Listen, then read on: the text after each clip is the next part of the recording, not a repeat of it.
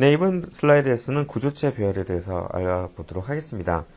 자, 일반 변수와 마찬가지로 구조체 변수도 배열을 만들 수 있습니다.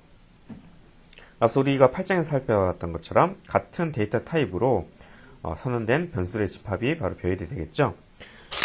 바로 그러면 구조체 배열 선언 가보도록 하겠습니다. 뭐 이렇게 거창해 보이지만 단순합니다.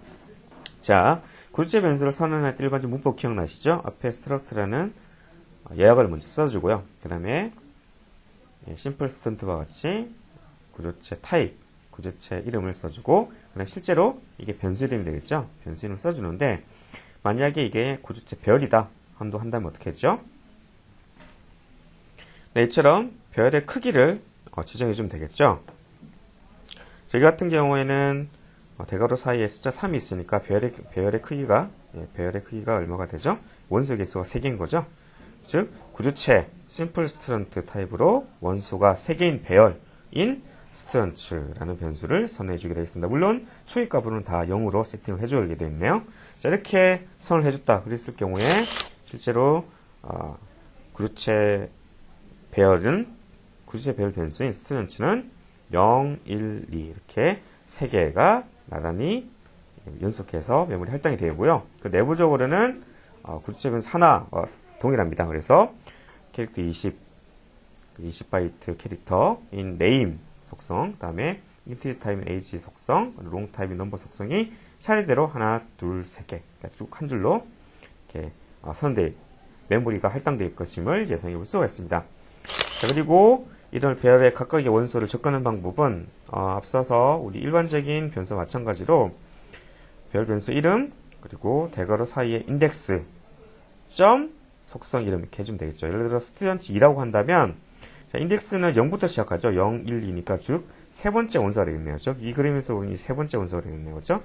세 번째 원소의 name 뭐죠? 바로 이 속성이 되겠네요. 그렇죠? name 속성을 접근하게 되겠고요. 이 같은 경우는 스트링 카피를 이용해서 세 번째 스튜던트 원소 배열의 원소의 name에 kim이라는 문자를 복사하게 되겠고요.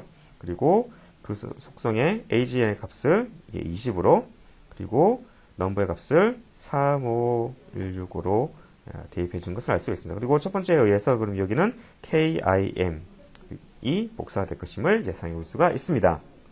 이러한 구조체 배열을 초기화하는 방법은 앞서서 일반적인 변수 배열을 초기화하는 방법과 마찬가지로 선언과 동시에 0으로 초기화하는 방법이 있고요. 혹은 memset을 이용해서 해당되는 배열의 크기를 구해서 그 크기만큼 0으로 세팅하는 memset을 이용하는 함수를 이용하는 방법이 있을 수 있겠고요. 아니면 초기화 목록을 이용해서 아예 원소의 개수가 3개니까 첫 번째, 두 번째, 세 번째 구조체 각각을 초기값 목록을 이용해서 초기화하는 방법일 수 있겠습니다. 아니면 혹은 반복문을 이용해서 아예 프로그래밍적으로 해결할 수가 있는 방법이 있을 텐데요. 이것은 소스를 보면서 잠깐 살펴보도록 하겠습니다. 네, 이번에는 구조체 배열 소스 같이 한번 작성해 보도록 할까요? 심플 스트러트라는 구조체 정보는 우리 앞 슬라이드에서 했던 그거 그대로 사용하기로 하고요. 자, 일단 원소의 개수가 3개인 구조체 배열을 선언해 보도록 하겠습니다. 자, 문법 아시죠? struct, 그 다음에 구조체 이름, 심플 스트런트 해준 다음에 배열인 변수, 배열 변수 이름, 우리 스튜던트라고 할게요. 크기는 3개라고 했으니까 3 이렇게 해주고요. 자, 여기서 이제 초기화해주는 여러 가지 기법들이 존재하는데 가장 쉽게는 0으로 이렇게 초기화할 수가 있겠죠. 0으로 초기화한 다음에 어떻게 제일 마지막 원소인 세 번째 원소 값을 세팅한다. 그러면 점 age는 여기서 30 그리고 스트런트 세 번째 원소의 넘버는 1, 2, 3, 4, 5, 6 그리고 마지막 원소의 name은 스트링 카피를 써볼까요? 스트링 카피 name 동길동 이런 식으로 해주면 되겠죠? 자, 일반적인 사용 방법입니다. 스트링 카피를 쓰려면 include 스트링 함수를 쓰려면 include string.h를 써줘야겠죠? string.h 자, 이렇게 특정 원소를 접근하려면 대괄호 사이에 인덱스 넣어주고 인덱스는 0부터 시작된다는 거 잊지 마시고요. 자, 이렇게 할 수도 있고요. 이런 식으로 하나씩 할 수도 있고 혹은 어떤 방식도 있죠? 초기화 목록을 아예 세팅하는 방법도 있죠. 그래서 이처럼 중첩된 중간가를 집어넣고 하나, 둘, 셋 이렇게 해주면 되겠죠. 그래서 연결동 30, 1, 2, 3, 4, 5, 6 마지막 째니까 마지막에 넣고 김길동, 이길동 29, 28, 30 6, 7, 8 이런 식으로 중첩된 중간가를 이용해서 여러 개의 배열의 각각의 원수의 값을 초기 값으로 세팅할 수도 있겠습니다. 자, 이게 있고요. 그리고 마지막으로 어떤 게 있죠? 우리 소스를 이용해서 하나씩 루프를 넣으면서 초기화할 수도 있다고 그랬죠. 자, 폼을 이용해서 예를 들어서 이제 우리가 해볼 거는 사용자로부터 입력을 받아서 초기화를 해보도록 하겠습니다. 자, 그걸 위해서 struct simple student 3 요건 똑같이 쓰고요. 자, 그리고 초기화하는 방법 중에 또 memset을 이용하는 방법도 있다고 그랬죠. memset 한 다음에 student를 해주고 값은 0으로 초기화를 해주고 그리고 size of 그래서 이 구주체 배열 전체 크기만큼을 다 0으로 초기화해주는 이런 memset을 이용하는 방법도 있다고 그랬습니다. 자, 그리고 폼을 써야 되니까 분기 변수로 i를 하나 선언해주고요. i가 0부터 i가 배열 개수가 3개니까 3 이렇게 1씩 증가시켜주는 식으로 할 수도 있고요. 그래서 여기서 scanf를 이용해서 이렇게 %s 그래서 student의 i번째의 name을 scanf 받고요. 그리고 scanf d 그래서 i번째 student의 원소의 age 그리고 마지막으로 %ld 그리고서 student i의 number 이렇게 해주면 되겠죠. 자, 이렇게 루프를 돌면서 각각의 값을 초기화해주는 방법도 있을 수 있겠습니다. 자, 그리고 입력을 다 끝났으면 또 출력도 해봐야겠죠. 그래서 루프를 돌면서 printf를 해줄 수가 있겠습니다. printf 해줄 때는 조금 예쁘게 해주기 위해서 몇 번째 녀석인지를 출력을 해줄게요. 그래서 i를 이렇게 입력해주면 되겠습니다. 자, 이렇게 해서 시행을 해볼게요. 컨트롤 F5 눌러서 빌드 및 실행하게 되면 상징 10 문제가 있네요. 어디서 문제가 생겼을까요? 아하, scanf를 썼는데 첫 번째는 name은 이제 캐릭터 배열의 시작 이름이기 때문에 시작 주소가 되는데 age랑 number는 주소를 넣어야 되기 때문에 앰퍼센트를 앞에 붙여줘야 되죠.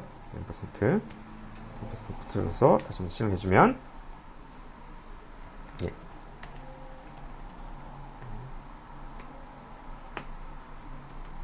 자, 3개를 입력해줘야겠죠.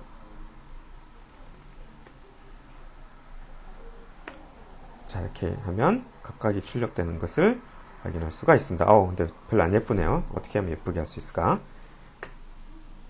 네. printf 한 다음에 \n을 넣어줘야겠네요. 그렇죠? 자, 이렇게 해주면 되겠습니다. 자, 그리고 포문을 도는데 지금 원소의 개수가 3개죠. 여기서 크기가 배열의 원소의 개수가 3개이기 때문에 3을 넣어주는데 이거를 깔끔하게 할 수 있는 방법 어떻게 해준다고 그랬죠? size of students 를 뭘로 나누면 된다고 했죠? size of 이게 구조체 하나의 크기니까 size of struct simple student 이렇게 해주게 되면 나누기 주면 원소의 개수가 나온다고 그랬죠? 그래서 3 대신 이렇게 대입해주고 실행을 다시 한번 더 해보도록 하겠습니다. 컨트롤 F5 눌러서 빌드 및 실행을 해보게 되면 이번에는 간략하게 해볼게요. 김 1, 2 2, 2, 3 초이 3, 4 이렇게 해주면 이처럼 정상적으로 각각의 구조체 변소의 원소의 해당된 속성들을 출력해준다는 걸 확인할 수가 있습니다. 네, 연습 문제 되겠습니다. 점의 위치를 x, y 좌표가 있겠죠. 이것을 저장할 수 있는 구조체 마이 포인터를 정리를 만들어 보는 거죠. 예, 선언해 보겠습니다. 그리고 사용자로부터 3개의 점 위치를 입력을 받고요. 그리고 그 세 점의 가운데 위치를 출력하는 프로그램을 작성해 보겠습니다. 단 점 3개는 배열에 저장합니다. 즉 구조체 배열을 선언해 줘야겠죠. 자, 그러면 어떻게 구해낼지 생각해 보셨나요? 그러면 같이 한번 살펴보도록 하겠습니다. 네, 연습 문제 같이 풀어보도록 하겠습니다. 자, 먼저 스탠다드 io.h 헤더 파일을 그냥 습관적으로 인클루드 해주시고요. int main. 자, 가장 기본이 되죠? return 0까지 가장 기본이 되고, 여기서 먼저 구조체를 정의를 해줘야겠습니다. struct 구조체 이름은 myPoint로 하도록 하겠습니다. 중간가를 열고 중간가를 닫고 세미콜론 엔터. 자, 그런데 이게 XY죠? 어떤 타입을 할까 생각해 봤는데, 나중에 이처럼 실수 값을 출력할 수 있어야 하기 때문에 우리 W 하도록 하겠습니다. W 타입으로 WX, WY. 자, 점의 위치 XY 두 개로 구성되는 구조체를 선언해 줬고요. 자, 그런 다음에 변수를 선언해 줘야겠는데, 사용자로부터 마이 포인트를 3개를 입력받죠? 그래서 포인트 3은 모두 0으로 이처럼 초기화를 해주기로 하고요. 자, 포문을 돌면서 폼을 돌아야 되니까 분기 변수 i를 하나 선언해 줄게요. i는 0부터 i는 size of 나누기 size of i 플러스 플러스 그리고 다 닫고. 자, 여기서 자, 구조체 배열 포인트 전체 크기를 특정 구조체 하나의 크기로 나눠주면 원소의 개수가 되겠죠. 자, 이렇게 해서 자, 여기서 스캔F를 통해서 입력을 받아야 되는데 퍼센트 뭐죠?